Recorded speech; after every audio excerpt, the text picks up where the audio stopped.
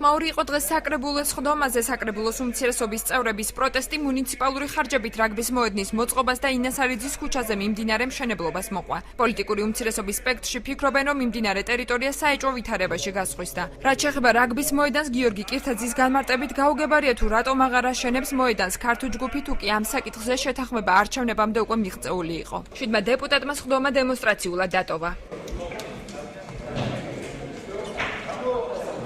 ყველა უნდა იცოდეს, რომ სერიოზული პრობლემები გვაქვს რეალურად თვითმმართველობაში.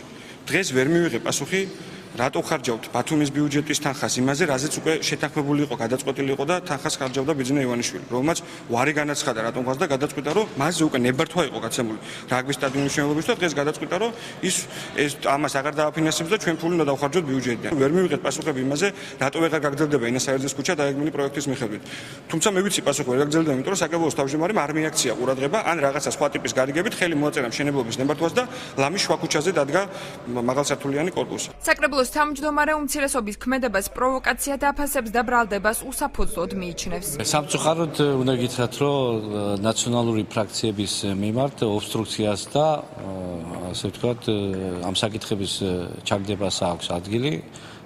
ძალიან მწუხარ, როდესაც რაღაც პოლიტიკური თემის გამო ნაციონალურ მოძრაობას უნდა ჩააგდოს რაგბის მშენებლობის საკითხი. საქართველოს მთავრობამ ჩვენ მოგცა ეს თანხა იმისათვის, რომ ამ ვადებში წლევანდელ წელს დავიწყოთ რაგბის სტადიონის მშენებლობა. ესეც არის ჭიქაში ხარიჩხალი, იქ არის კერძო მიწა, სადაც ნებართვა იყო გაცემული მარჯვენიერად. იმ საბუთებიდან გამომდინარე, რა საბუთებიც იყო წარმოდგენილი. უმცირესობის ბოიკოტის გამო ჩაშლილი საკრებულოს ხდომა საღამოს 19 საათზე განახლდა და მას უმცირესობის წარმომადგენლებიც შეუერთდნენ.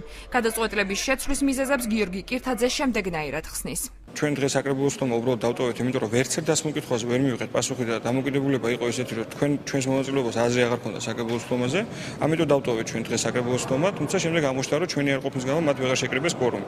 ამიტომ ჩვენ მივიღეთ გადაწყვეტილება, რომ იმიტომ რომ ბათუმის ბაღებს გადაეცეთ კვების თანხები და ბავშვები არ იყვნენ ესე რომ ჭიერები ბაღში, იმიტომ რომ ბათუმ ქალაქობის დღესასწაული ბათუმში არ ჩავარდეს, ჩვენი ფრაქციის წევრთა ნაწილი დღეს იმისთვის რომ კვორუმი კონდეს საკრებულოს და ირაკლი ჩავლეიშვილმა ჩაატაროს ხდომა და ესწრება საკრებულოს ხდომას. საკრებულოს ხდომა ამ წუთებშიც მიმდინარეობს. განსახილვად საკითხთა შორის არის სახელმწიფო ბაღების დაფინანსების და საპატიო მოქალაქეების არჩევის საკითხები.